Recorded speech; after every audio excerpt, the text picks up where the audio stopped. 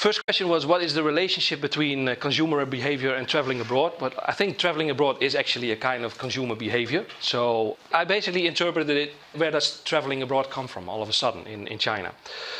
A very important factor is the rising disposable income in China. The Chinese consumer is getting more affluent. And what happens when you get more affluent, you want more things. You guys know the Maslow pyramid? Yeah, of needs. So basically, if you sort of have taken care of all your physical needs and your safety, then you want more things. You want to look more beautiful, have better food, have a better home, more mobile connectivity. You want to have more fun. This is where travel is mainly in.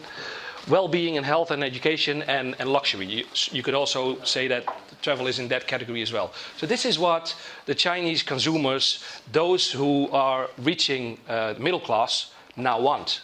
They basically want what we also mostly have.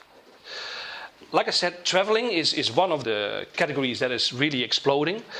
And it's both inbound traveling or local domestic traveling and outbound traveling.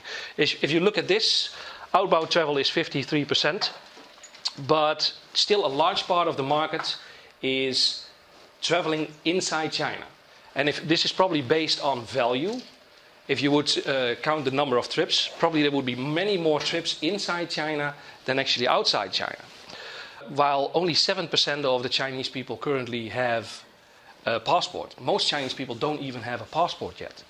When my parents-in-law, they visited us here in the Netherlands, they had to get a passport for the very first time. They've never had a passport before.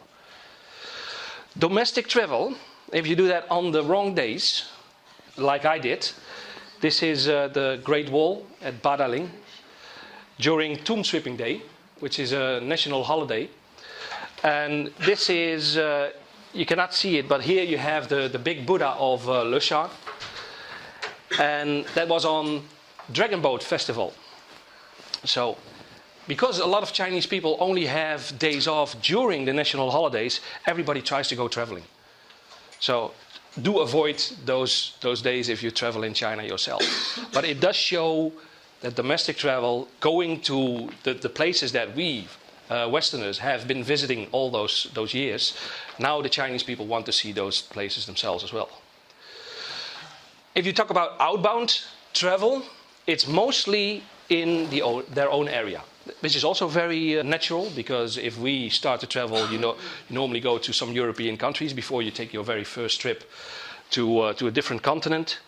But Macau and Hong Kong, for instance, are considered to be outbound travels. Those are very popular destinations. Then Southeast Asia, Thailand is a very popular destination, Europe, Korea, Japan, Taiwan. So this is mostly in the east of Asia as well.